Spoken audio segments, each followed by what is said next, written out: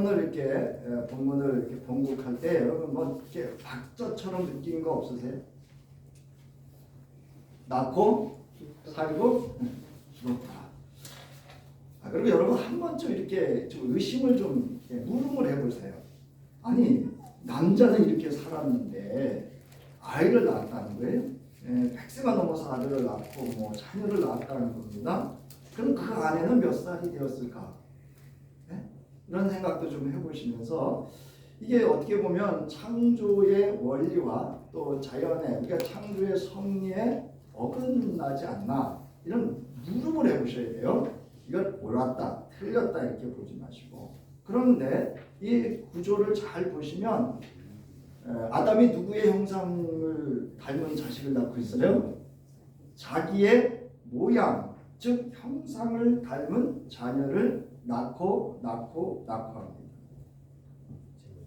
그래서 그러는 중에 이제 낳고 살고 죽고 이러는 과정 속에서 에녹만큼은 낳고 살고 죽었어요? 없어졌어요? 하나님이 데려갔다 했어요. 데려갔다는 얘기는 뭐냐면 하나님께서 취하여 가셨다 이런 뜻이에요. 그래서 이거를 학자들은 완고법으로 해서 에녹이 죽은 것을 이렇게 거룩한 성도의 죽음으로 완고법으로 표현한 구절이다 이렇게 보기도 합니다. 그러나 여러분 이제 설교 원고에도 있지만 위경이라는 게 있어요. 위경, 성경 외에 성경에 대한 해석을 하고 있는 다른 어떤 이야기들에 관련된 책들이 있습니다. 그걸 위경이라고 해요. 성경에 들어오지 못했지만 성경을 해석하는 데 있어서는 좋은 증거의 자료가 되는 책들이 있습니다. 그래서 위경이라는 게 있고 외경이라는 게 있고 이렇게 있습니다. 그래서 이걸 성경을 해석하는 데 있어서 증거 자료로 도움을 받습니다. 그런가 하면 제게도 있습니다만은 아람어 성경이라고 해서 또 유대 랍비들이 창세기를 해석한 게 있습니다.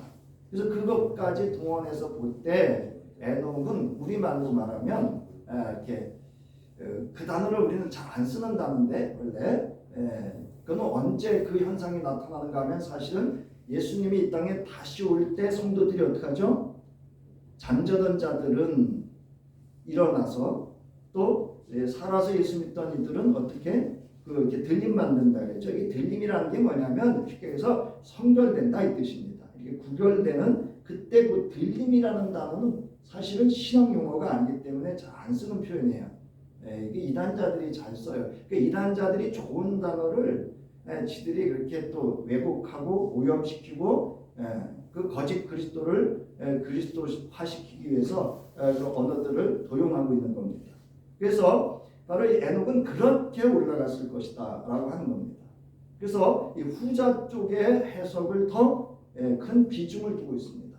그래서 여러분 이 에녹이 어떻게 이 상황이 이루어졌는지 궁금하시면 주님이 부르시고 그날에 가셔서 에녹을 보시면 됩니다. 그리고 에녹이나 하나님한테 물어보시면 이 본문이 어떻게 이루어졌는지 여러분 그때 가서 우리가 확인을 할 수 있겠지만 믿음으로 보셔야 됩니다. 그래서 이 성경도 상징적인 것과 역사적인 것과 즉 숫자의 상징성과 또 은유성, 즉 은유를 통한 상징성과 은유를 통한 역사성 그리고 하나님의 계획과 뜻을 어떻게 저자가 독자들 그 시대의 독자들에게 증거하고 있는지를 전제로 하고 이 설교를 들으셔야 어렵지 않게 이렇게 부딪히지 않으셔요 여러분들이. 그래서 이 본문 말씀드리기 전에 사전에 이 큰 본문의 개요를 이제 말씀을 드리고 있습니다. 그래서 이 본문의 주된 주제는 가인의 계보는 뭐죠? 인간 중심적입니다. 그래서 인간 중심적으로 인간의 이기적인 욕망과 자기애를 위해서 자기 합리화를 위해서 성을 쌓고 문명을 발달시켜 가는가 하면 이 지금 아담의 계보라고 되어 있지만 사실은 가인으로 인해서 제사 문제로 희생된 아벨을 대신하여 준 씨앗 후손이죠. 셋의 계보입니다.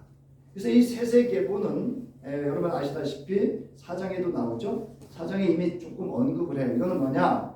5장에 있는 계보가 가인의 사장에 있는 계보와 대조를 이루고 있다는 거예요. 그래서 가인의 계보는 하나님이 없는 인간의 주권적이고 주도적인 계보이고, 이 창세기 5장에 나오는 계보는 하나님의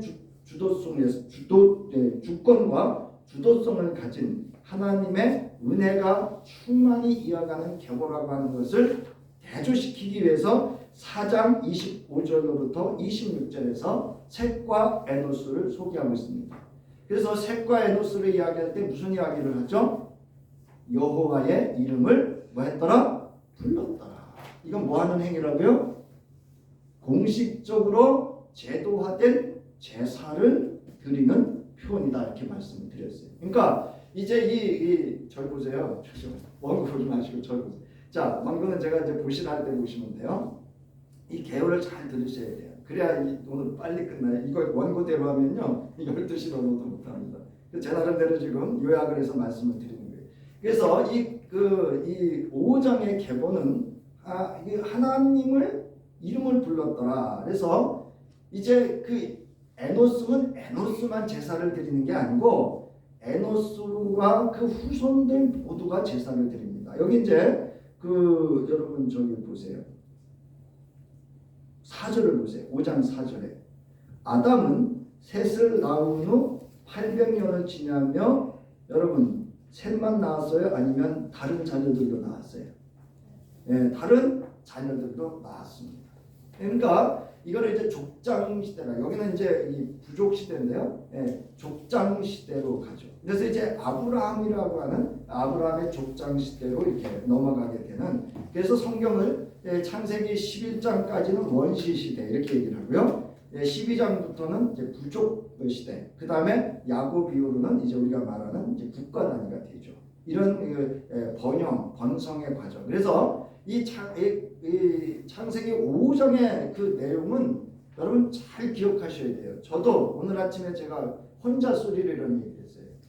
우리 목사님들이 너무 목사들이 정말 공부해야 된다, 이 얘기를 했어요. 왜냐하면 이 5장의 계보가 무슨 계보냐면요, 창세기 1장 28절이 실현되어지는 계보입니다. 네, 지금까지는 그냥 이거 그냥 넘어갔죠, 그냥. 근데 이 창세기 28장에 뭐죠? 하나님께서 그들에게 뭐를 주시고 복을 주시고 뭐 하겠어요? 생육하고 번성하고 땅에 충만하도록 했어요. 근데 이 말씀이 어디에도 나오느냐면요, 창세기 12장 1절부터 3절에도 나옵니다.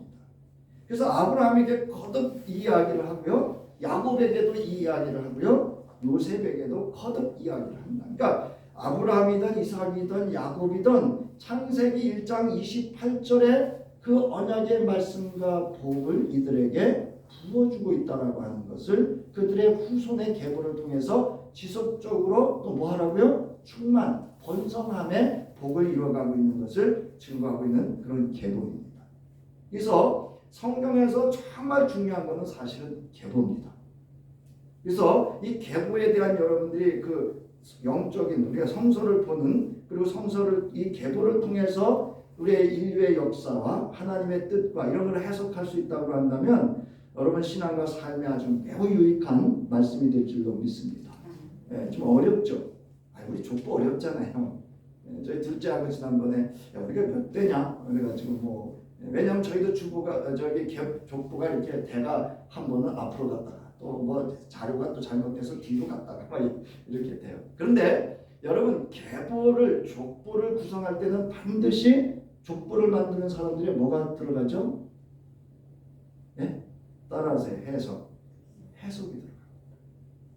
그래서 이 우리 족보를 어떤 중심으로 족보를 이렇게 구성할 것인가. 그래서 어떤 집에는 남자 중심으로 해서 그죠? 남자들 이름만 있고, 그래서 심지어 사위 이름만 있어요. 딸 이름은 없는데 그런 계보가 있어요, 여러분. 족보가 있다. 어떤 요즘은 또 이제 딸까지도 다 올려서 그런 그 계보를 족보를 구성하고 있다. 이게 뭐죠? 해석이 반영된 거. 자, 그렇다고 해서 그 해석을 그들이 주관적으로 이렇게 하는 건 아닙니다. 다 그 나름대로 역사성과 그 가문의 어떤 상징성들을, 그래서 자손과 후손들에게 그 어떤 계보의 중요성도 있지만 이 가계를 통해서 족보를 통해서 조상들의 삶과 후손들의 삶을 어떻게 해주는 거예요? 이어주는 역할도 하고 있다라고 하는 겁니다. 자 이제 여러분 이제 그래서 지난주는 이제 복습을 한 게 됩니다. 그래서 우리가 지난주에는 궁극적으로 뭐냐 5장 1절부터 2절을 통해서 우리가 경험했던 건 내가 예배자로 어떤 존재로 존재할 것이냐 그리고 어떻게 예배를 할 것인가를 우리가 우리 자신들을 성찰해 보아야 한다라고 하는 겁니다. 네. 자 그래서 오늘 이제 본문 3절은 아담의 계보는 이렇게 시작됩니다. 아담은 130세에 누구의 모양? 네? 자기의 모양 곧 자기 형상과 같은 아들을 낳아 이름을 셋이라 하였다. 여기 여러분 주목해 보세요. 창세기 1장에는 하나님 이렇게 얘기를 하셔요. 창세기 1장 26절에서는 여러분께 앞에 보세요. 창세기를 여러분 이렇게 얘기를 해요. 하나님이 이르시되 우리의 형상을 따라 우리의 모양대로 이렇게 얘기를 합니다. 그래서 이거를 사실 근데 여기는 지금 이 순서를 이렇게 바꿨어요. 그러니까 하나님께서 우리의 형상을 따라 우리의 모양대로 짓겠다 그랬단 말이에요. 근데 여러분 이 형상은 뭐냐면 통치권을 얘기합니다. 이 형상이라고 하는 거. 이게 여러분 처음 들어보시죠? 아니 그게 왜? 근데 이건 고대 근동에서 이 언어, 형상이라고 하는 언어가 통치권, 지배권을 이야기하고 상징하고 있습니다. 그래서 하나님께서 이렇게 말씀하시고 우리의 형상과 모양대로 지으셔서 뭐라고 그러셨어요? 이미 창조한 모든 우주 만물에 존재하는 생명체를 어떻게 한다고요? 다스리게 한다. 다스리게 한다. 그러니까 이게 형상입니다. 그리고 모양은 뭐냐? 성품을 의미합니다. 예수님의 성품. 예수님의 성품은 하나님의 성품은 어떤 성품이죠? 선하심. 그걸 이제 예수님은 하나님의 선하심을 뭐라고 표현했냐면 사랑으로 표현한 겁니다. 이제 아셨죠? 그래서 그 성품을 모양으로 보는 거예요. 그걸 오늘날 우리 언어로 말하면 따라하세요. 유전자. 이게 유전자예요, 유전자. 근데 여기는 모양과 이게 중요합니다. 이게 자기의 모양이라는 단어를 앞서 쓰고 있다는 걸 또 우리가 좀 주목하셔야 돼요. 그게 뭐냐면 가인이 뭐 했죠? 네? 아담이 뭐 했죠? 범죄했죠. 그 범죄한 그 성품을 의미합니다. 그러니까 그 선악을 알게 하는 범죄에 참여했던 그 성품대로 지배권을 가져간다 이 뜻이에요. 이해가 되셔요? 그래서 우리에게 지금 그 유전자가 흐르고 있는 겁니다. 그래서 우리도 항상 뭐 할 수 있다? 통제할 수 있다. 그 얘기입니다. 이제 이 해석이 되셨죠? 그래서 아담이 자기 모양 곧 자기 형상과 같은 아들을 낳았다라고 하는 것은 여기 보면 모양이라고 하는 것은 닮았다 이 얘기예요. 자 그런데 잘 보세요. 아담은 누구를 닮았죠? 예. 그래서 여기서 왜 아담의 계보를 1장과 2절에서 소개하고 있냐면 이 계보는 아담의 유전자를 가졌지만 또 누구의 유전자도 가지고 있어요? 하나님의 유전자도 가지고 있다.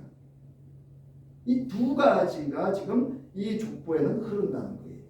그러니까 하나님의 생명과 아담의 그 범죄한 속성이 함께 이 계보에 흐르고 있음을 이제 표현하고 있는 겁니다.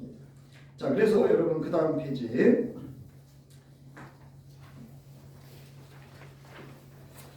자, 그 다음에 중간쯤 보면은 일컬으셨더라 이렇게 돼 있어요. 일컬으셨더라 이렇게 돼 있습니다. 그래서 아까 이제 이미 그 형상이라는 건 뭐를 의미한다고요? 통치권, 다스림, 지배권을 의미한다 그랬어요. 그래서 그게 지금 이 계보, 가정에 흐르고 있다는 거예요. 지배하고 있다 이런 뜻을 받아들이시면 됩니다. 자, 일컬으셨다라는 단어입니다. 이거는 불렀다 이런 뜻인데 이런 하나님의 주권 행사는 즉 여기 보면 아들과 이름을 셋이라 불렀다 이렇게 되죠. 이름을 불렀다. 자, 하나님께서 아담과 남자와 여자를 창조하시고 뭐라고 불렀다고요? 사람이라고 불렀다는 게 바로 하나님의 그 성품. 그러니까 그 사람이 육신의 사람이 아니라 하나님의 생명을 호흡하고 하나님의 성품을 닮은 존재로 인정하는 게 이름을 부르는 행위입니다. 그래서 예수님도 요한복음 10장에서 얘기하시죠. 자기는 양을 어떻게 한다고? 양의 이름을 부르면 양이 누구의 음성을 알아듣는다고요? 자기 주인의 음성을 알아듣고 문으로 들어오면 되잖아요. 그래서 그 음성을 들을 줄 아는 양은 들어오며 나가며 뭐 한다고요? 생명을 얻고 구원의 꿀을 얻어 풍성하게 될 것이다. 할렐루야. 여러분, 하나님의 말씀을 여러분 아무나 듣는 게 아닙니다. 자, 그래서 이런 하나님의 주권 행사는 창세기 26절이 반영되어 있음을 암시합니다. 각 세대가 최초의 인간 창조의 연속임을 보여준다는 것이 여기에서 명백해집니다.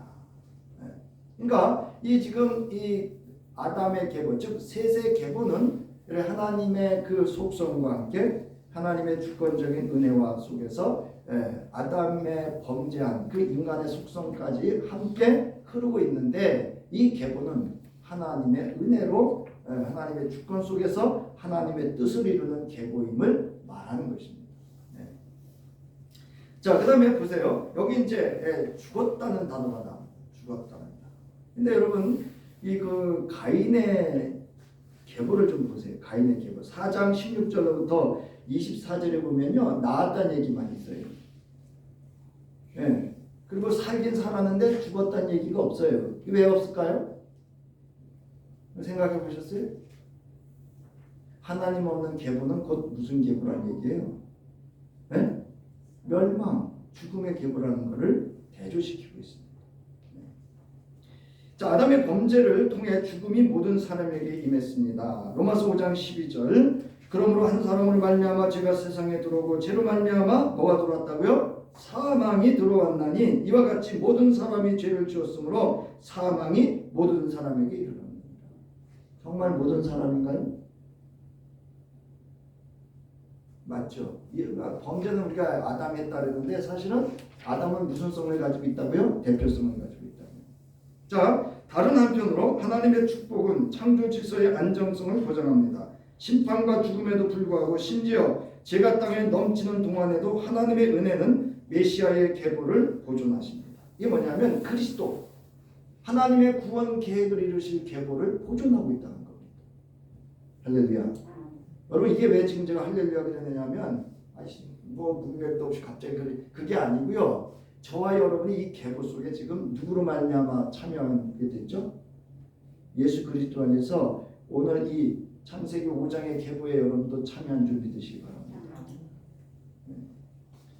자, 그다음에 이제 그 다음 페이지 보세요.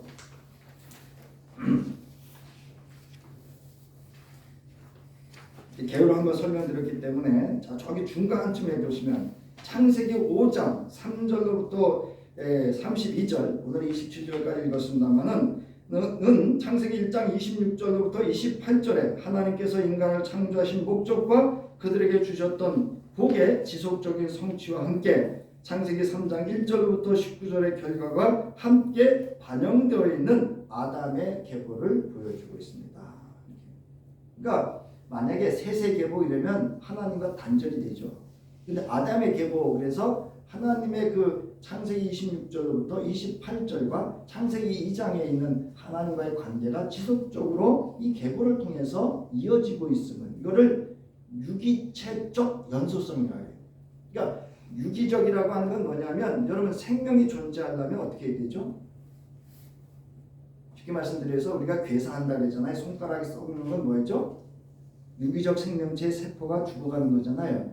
그런 뜻입니다. 그러니까 이 족보는 누구도 유기적인 생명체로 이렇게 생명체를 유지한다는 얘기는 그 어떤 후손도 하나님으로부터 떠나는, 범죄하고 하나님 없는 삶을 하지 않았다는, 이 지금 그런 의미를 가지고 있습니다. 자, 그래서 여기서 창세기 5장 3절부터 32절의 구조를 살펴보면, 먼저 첫 아들이 출생할 당시에 아버지의 나이가 나옵니다. 이어서 이 아들의 이름이 나옵니다. 이름을 지어주죠, 그 아버지가. 두 번째 부분은 이 아들의 출생과 이어지는 자녀들의 출생이 반복해서 묘사됩니다.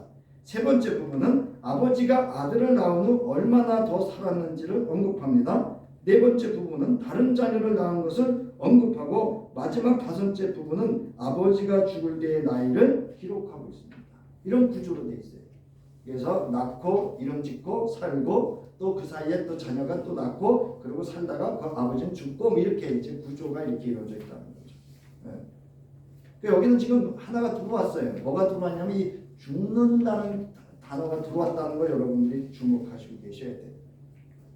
그래서 여러분 그 제가 도표를 이렇게 자료를 통해서 정리한 것을 여러분들에게 드렸고 그 다음 페이지에 보면 이게 사실 오늘날로 말하면 말도 안 되는 나이잖아요. 그죠? 어떻게 365세를 살고 지금 무드셀라 같은 경우는 몇 살을 살았습니까? 네? 969세를 살았어요. 이것도 여러분 주목하셔야 돼요. 969세란 뭐를 의미할까요? 베드로서 이런 표현 있죠. 하나님의 시간은 하루가 뭐 같고 천년 같고 천년이 하루 같고. 여러분 천년이라는 표현은 성서에서 영생이라는 표현이에요.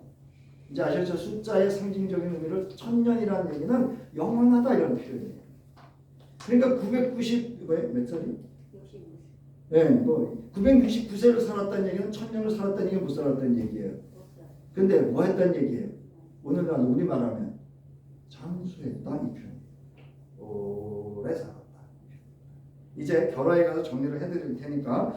그런데 여러분 여기 5장에 나오는 숫자가 여러분 이제 이 그 성경은 우리는 지금 요거만 보잖아요. 그런데 원래 여기 지금 나와 있듯이 여러분 그 창조 1에 보면 마수라 테스트, 그 다음에 72년, 그 다음에 사마리아 오경 이런 성경들이 있어요, 여러분. 그러니까 우리가 잘못됐나 틀렸나 이러지 마세요. 그래서 해석을 할 때는 이 자료들을 다 동원해서 해석을 합니다. 누가 하느냐? 제가 하는 게 아니고 신학자들이 열심히 지금 이 자료를 공부를 해요. 해봤더니 이게 마수라 사본과 사마리아 오경의 사본과 72년의 사본이 숫자가 안 맞아요. 맞는 게 있고 안 맞는 게 있어요. 네. 그럼 이게 틀렸냐? 그런 얘기 아니에요. 그 해석, 나이가 상징하는 의미가 있기 때문에 이렇게 숫자가 다르다고 하는 것을 여러분 참조하시면 됩니다. 그래서 참조 두 번째 가보면 그 다음 페이지 보세요. 이 나이를 계산하는 데 있어서 그 다음 페이지 5페이지 행성의 태압 주기가 반영됐다는 거예요. 이게 여러분 이 성서를 기록한 사람이 얼마나 지혜로운가를 알 수가 있습니다. 그러니까 결국은 뭐냐? 온 우주 만물을 주권하시는 하나님의 주권하심 속에서 이들이 존재하고 있음을 이 숫자를 통해서 상징적으로 표현하고 있습니다. 자, 그러면 인류 역사를 해석하기 위해서는 인류 역사가 또 어떻게 되는지를 봐야 되잖아요. 그런데 그 인류 역사의 해석도 차이가 있습니다. 그래서 여러분 그 4페이지에 보면 아담에서 홍수 때까지를 기원전 1656년, 1307년, 2262년 이렇게 차이가 났죠. 이거는 그러면 뭐를 이야기하려고 하는 거냐면 숫자가 틀렸다 해서 이게 잘못된 근거가 아니라 이 저자들이 역사성을 증명하고자 했던 겁니다. 이제 아셨죠? 그러니까 이 숫자를 통해서 그런 하나님의 유기적인 생명체로 통해서 하나님께서 그들에게 장수의 복을 주셨다라고 하는, 그래서 이게 이제 지금 말씀드린 여호와를 경외하는 자에게 주셨던 장수의 복을 누리게 하시는, 그래서 그들을 영화롭게 하셨던 복도 주셨지만 이 가운데 하나님의 역사적인 그 역사성도 반영하고 있다는 겁니다. 그래서 이게 오늘날 같으면 뭐 자료가 잘 돼 있으니까 딱딱 맞죠. 매달 며칠 몇 시까지도 맞잖아요. 우리 이 당시에는 여러분이 알다시피 그런 컴퓨터나 이런 자료가 없었기 때문에 성경 저자가 그냥 긴 안목으로 이렇게 해석을 했다고 보면 됩니다. 자, 그래서 창조 3은 뭐냐? 역사적인 동시에 상징적인, 그래서 숫자의 역사성도 그 숫자 속에 반영되어져 있다라고 하는 것을 보여주고 있는 그런 내용입니다. 그래서 여러분 읽어보시면 매우 유익하십니다. 그래서 이런 걸 여러분들이 제가 자료를 들 때 읽어보시면 이단자들이 와서 해석할 때 그때 내가 본 게 있고 들은 게 있어. 이런 거 가지고 이제 이상하게 해석을 하는 경우가 많기 때문에 이런 걸 한 번씩 공부해 두시면 제가 늘 듣는 이야기가 있어요. 간단하게 해주세요. 간단하게 설교를 해주면 어떻겠냐는데 사실은 이렇게 한 번 지나가면 여러분 이 본문 들을 기회가 올까요 안 올까요? 여러분 평생에 오기 힘들 수 있어요. 그래서 저 나름대로는 여러분들에게 자료라도 많이 드리고 싶어서 그 어미가 밥 짓는 마음하고 똑같아요. 같아요. 자식이 온다면 제 아내부터 가서 장 보고 뭐 하고 오면 밥상 차리면 먹어. 자식은 됐어요. 내가 알아서 할게 이러잖아요. 무슨 마음인지 아시겠죠? 그러니까 여러분 자료 가져가셔서 공부를 하시면 큰 도움이 되실 겁니다. 자, 이제 껑충 띄어서 이제 이 족보는 이런 구조를 가지고 있는데 이 족보에서 가장 중요한 인물이 있습니다. 그게 누구냐면 에녹입니다. 그래서 여러분이 잘 알다시피 이제 그 성경에서 중요한 숫자가 몇 가지 있는데 그 중에 가장 중요한 숫자가 여러분 뭐냐면 7입니다. 7. 완전수예요. 그래서 여러분 창조도 며칠? 6일 하시고 7일은 뭐예요? 쉬었다는 얘기는 뭐냐면요. 완전성과 온전성을 의미합니다. 그러니까 하나님의 거룩성으로 완전히 덧입혀졌다라고 하는 그 완전성을 하나님의 창조의 완전성 우리가 말하는 완벽하다는 얘기예요. 그걸 거룩성이라는 얘기예요. 그거를 이야기하는 겁니다. 따라서 이제 이 에녹이 이 족보에서 7대째입니다. 그래서 이 7대째의 에녹을 통해서 이 계보가 어떤 계보인가를 지금 증명하고자 하는 거예요. 그래서 이 에녹이 아주 중요한 인물입니다. 그래서 18절과 22절부터 24절에 보면 여러분 5페이지인데요. 야렛은 162세에 에녹을 낳았고 무두셀라를 낳은 후 300년을 하나님과 동행하며 자녀들을 낳았으며 그는 365세를 살았다. 에녹이 하나님과 동행하더니 하나님이 그를 데려가심으로 세상에 있지 아니하였더라. 이렇게 했습니다. 그런데 제가 이제 그 유대인들이 보는 그 랍비들이 해석한 성경에 이렇게 번역을 하고 있습니다. 6페이지. 여러분 6페이지에 보면 하나님과 동행하며라고 하는 그 절의 해석 밑에 보면 유대교 랍비들은 본절에 대해서 이렇게 번역을 하고 있습니다. 에녹은 주님을 경외하며 살다가 없어졌습니다. 주님께서 그를 죽지 않게 하셨기 때문입니다. 여러분 이 창세기는 누구들의 정경이죠? 네? 유대교의 정경입니다. 유대의 랍비들이 해석한 게 많이 가깝습니다. 사실. 우리는 이제 기독 관점, 예수 그리스도의 관점에서 지금 구약을 보고 있는 거고 이들은 하나님의 그 구약의 관점으로 구약 성경을 보고 있습니다. 그런데 이들은 여호와를 경외했다 이렇게 표현하고 있습니다. 이것도 우리가 이제 해석하는데 좀 도움이 됩니다. 이건 유대교권 잘못된 거 아닙니다. 근데 사실은 우리가 유대교가 구약 성서를 어떻게 해석하고 있는가를 사실 우리가 공부를 해야 돼요. 목사들이. 설교자들이 깊이 공부해야 돼요. 그래야 정확한 메시지를 전할 수 있어요. 어떤 관점에서? 예수 그리스도의 관점에서. 왜냐하면 구약의 성취가 이루어진 게 누구예요? 예수 그리스도입니다. 여러분 구약의 성취가 예수 그리스도예요. 신약의 성취는 아직 안 이루어졌습니다. 신약의 성취는 언제죠? 주님이 다시 오시는 그날입니다. 자, 그래서 이 그 하나님과 동행하며라는 단어는 여기 나오죠. 강조형으로 사용되어 하나님께 살았다는 것을 부각시키는 거다. 그럼 여러분 인류가 하나님과 한 공간에서 같이 살았던 때가 언제죠? 에덴의 정원. 그죠? 범자기 전에 에덴의 정원 동산에서 함께 살아요. 이걸 참 살짝 보여주는 거예요.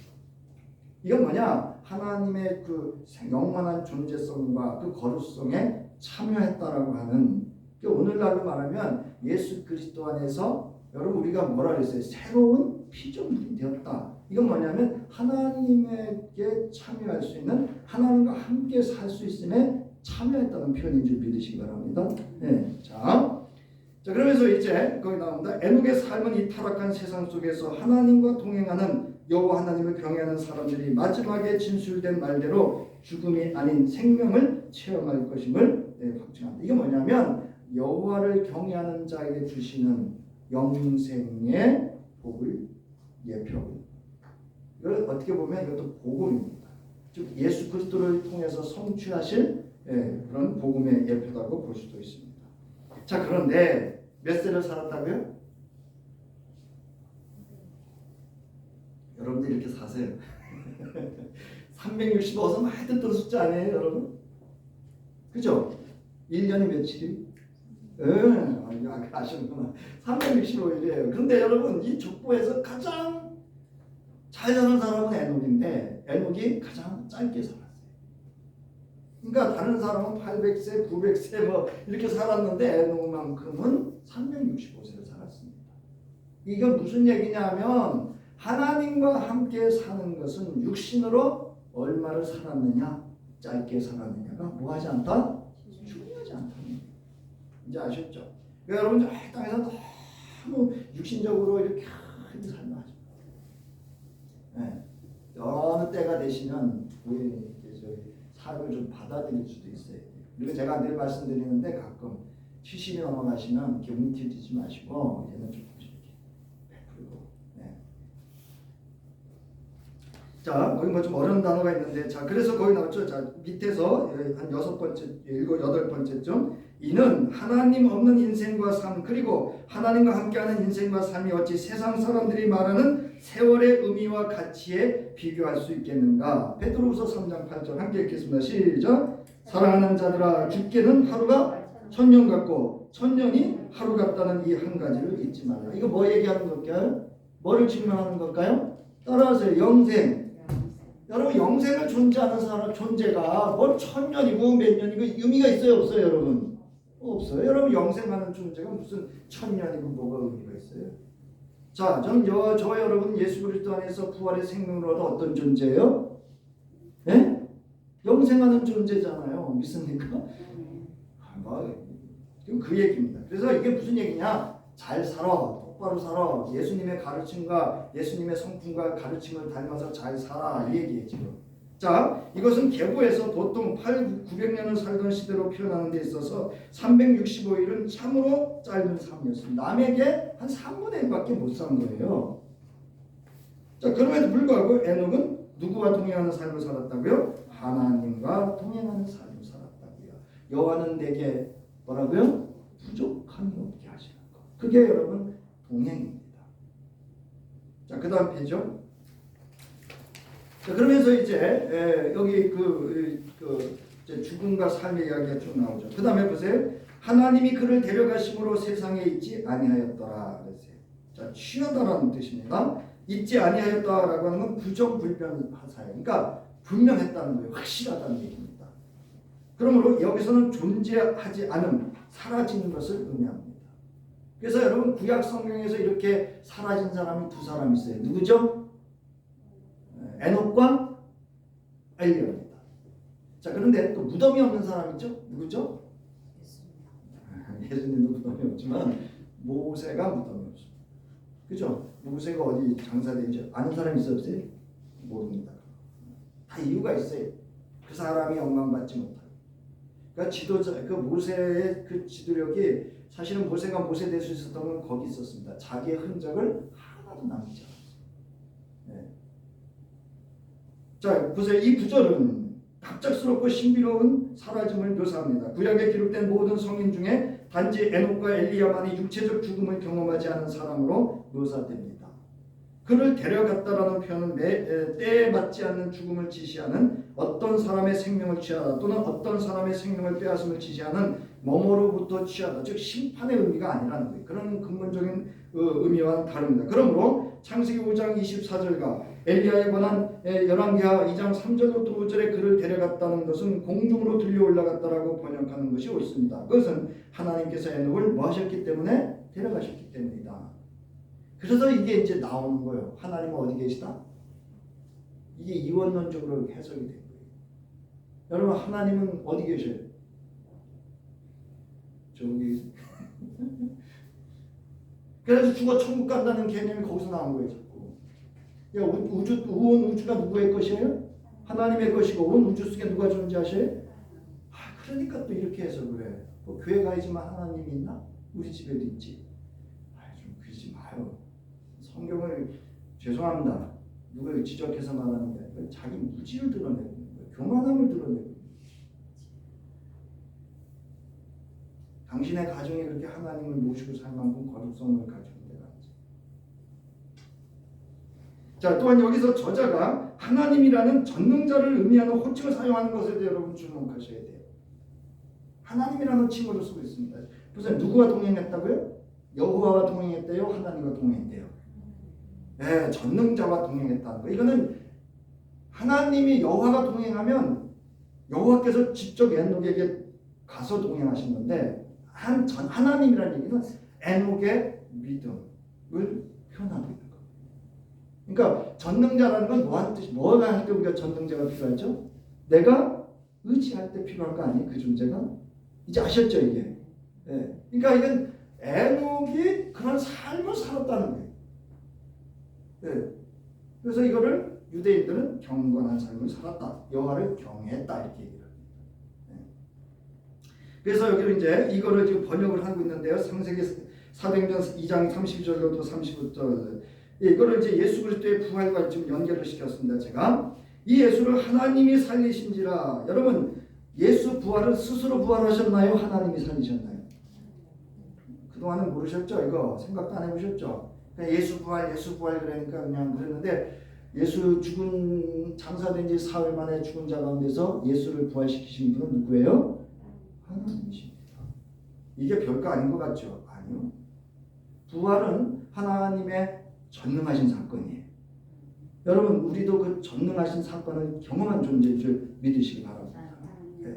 생명을 주고 하는 누구는 주권은 하나님의 전능성이 있습니다. 그래서 창세기 1장도 호칭이 뭐라고요? 하나님이십니다. 그러니까 여러분 그 하나님이 누구의 하나님?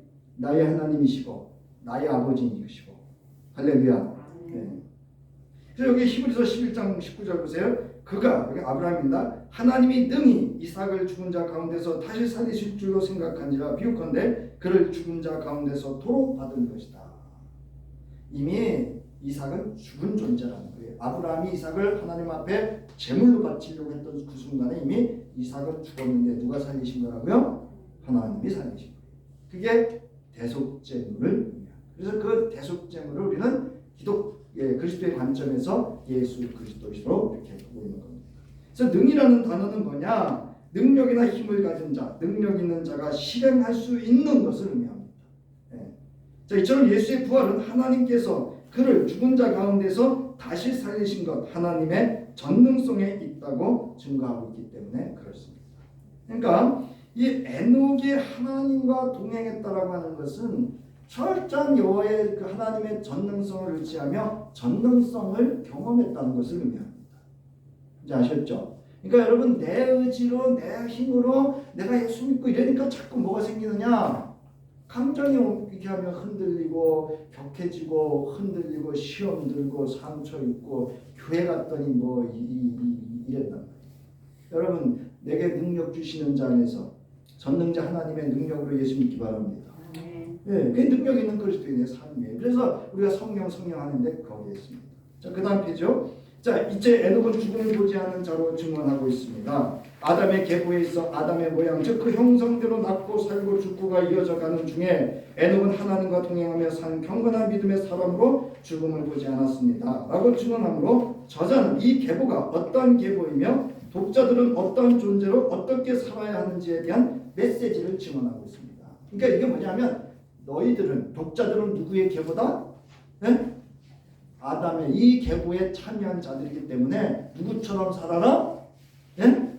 에녹처럼 살아라 그 얘기예요 지금. 이제 아셨죠? 그래서 이 계보를 이제 정리해 보면 첫 번째로 하나님의 은혜가 충만하게 흐르는 계보입니다. 따라하세요. 그럼에도 불구하고. 예, 그럼에도 불구하고 이 계보에는 하나님의 은혜가 뭐가 지금 그럼에도 불구하고요? 누구의 속성을 가졌다고요? 아담이 그 범죄한 그 죄의 속성을 가졌음에도 불구하고입니다. 저와 여러분도 어떤 존재예요? 아담의 그 죄의 속성을 가졌음에도 불구하고 누구로 말미암아? 예수 그리스도로 말미암아 우리에게 하나님의 은혜가 충만하게 임하고 역사하고 흐르는 줄 믿으시기 바랍니다. 저는 이 말씀 준비하면서 얼마나 은혜가 되는지. 네. 자, 보세요. 그 다음에 거기 쭉 나오는데요. 그 다음에 이 계보가 왜 하나님의 은혜가 충만히 흐르는 계보냐면요. 이제 마지막에 가면 누가 나오죠? 노아가 나오죠. 네? 노아가 나오죠. 그 다음에 노아도 하나님과 동행하고 의로운 자다 이렇게 더 의로운 자라는 게 더 붙어요. 그 다음에 이 계보가 어디로 가는지 아세요? 아브라함으로 갑니다. 아브라함은 어떤 사람이에요? 믿음으로 의롭다함을 받았던 사람입니다. 연계가 돼요? 그런데 이 아브라함이 누구의 계보가 되죠? 네? 마태복음 1장 1절 누구의 계보로 가죠? 예수 그리스도의 계보로 갑니다. 그럼 그 예수 그리스도의 계보는 누구의 계보가 되어야 돼요? 오늘 저와 여러분의 계보가 되는 줄 믿으시기 바랍니다. 이제 아셨죠? 예. 그러니까 여러분 이미 창세기에 그래서 바울이 그 얘기를 하는 거예요. 창세 전에 이미 하나님이 나를 뭐 했다고? 택하셨다는 얘기를 이런 성경의 이런 안목을 가지고 그가 고백하는 겁니다. 바라옵기는 저와 여러분도 그냥 뭐 바울이 했으니까 하고 이러지 말고 알고 하시기 바랍니다. 쭉 나와요. 그래서 저 밑에서 보면 바라옵기는 신자는 예수 그리스도의 계보를 이어 하나님의 은혜가 충만하게 흐르는 계보가 되는 언약의 첫 믿음의 사람이 되어야 합니다.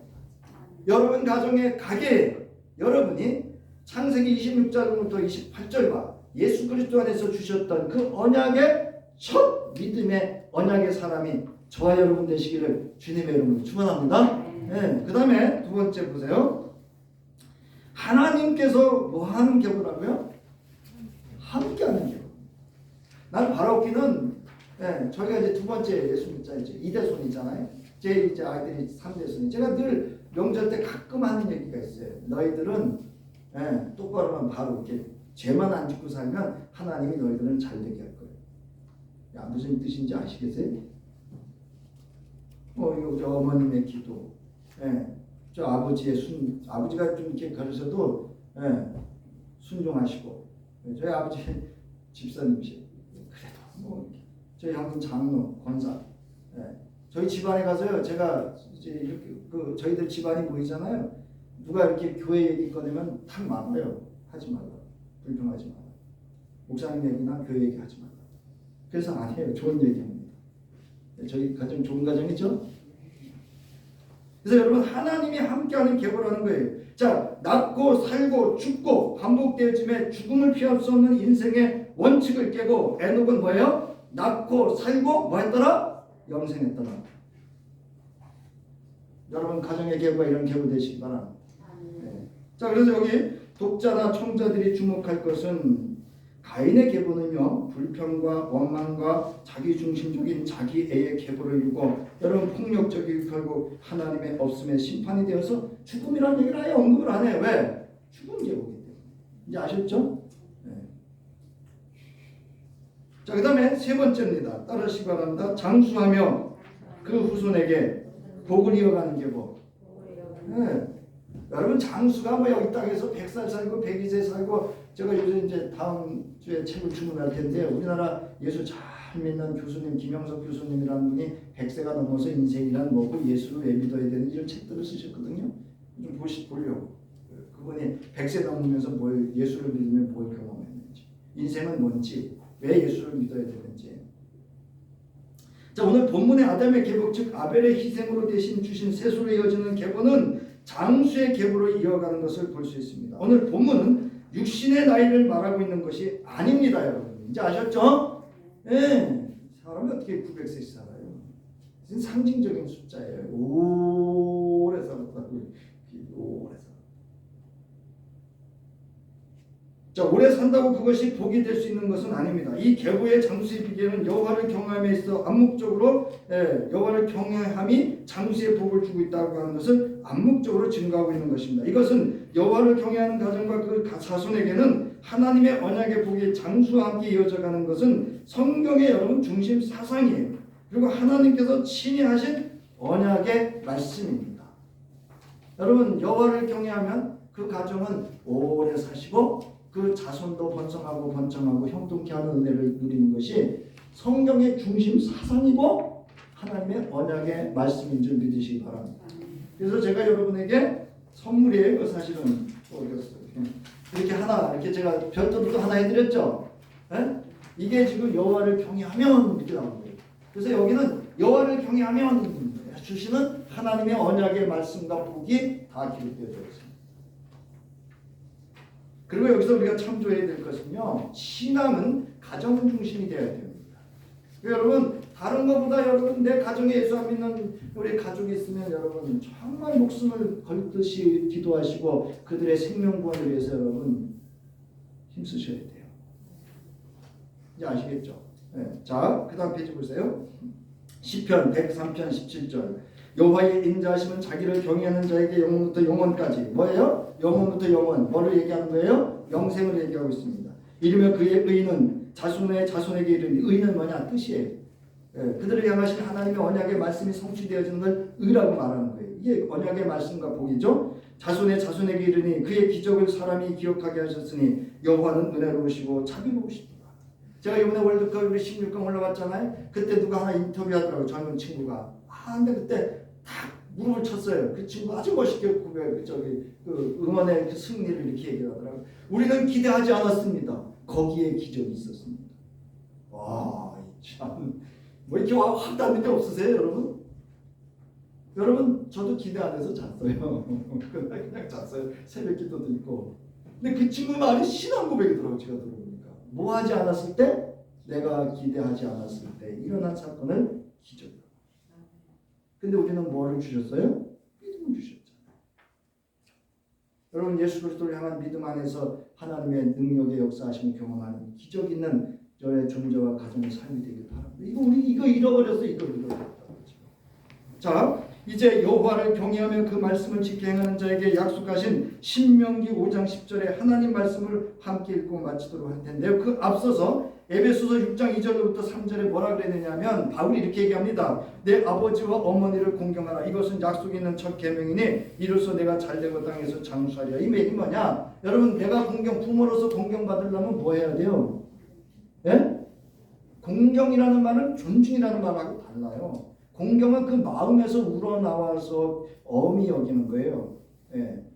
그러면 여러분 우리 자식들한테 솔직히 실력이 돼요? 아무것도 안 돼요. 실력 안 돼요. 우리가 할 수 있는 건 뭐밖에 없어요. 하나님의 말씀에 굳게 서서 하나님을 두려워할 때 그 자식이 우리를 두려워하는 줄 믿으시기 바랍니다. 우리가 하나님을 경외해야 그 자식들이 우리를 경외합니다. 자, 신명기 5장 10절 말씀 읽고 마치겠습니다. 시작. 나를 사랑하고 내 계명을 지키는 자에게는 언제까지? 천대까지 은혜를 베풀리라. 천대가 무슨 뜻이라고요? 천이? 영원히 영생토록. 이런 가정과 삶이 되기를, 그 믿음의 첫 언약 사람 되기를 주님의 이름으로 축원합니다.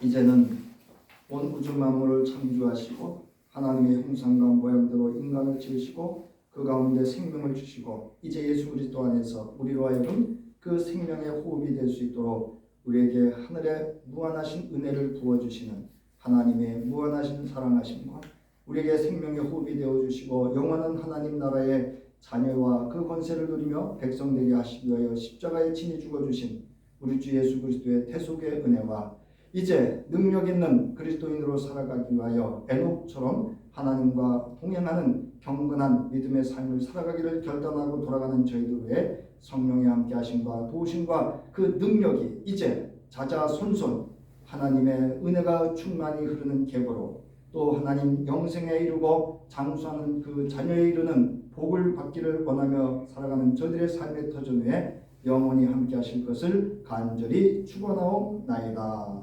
아멘.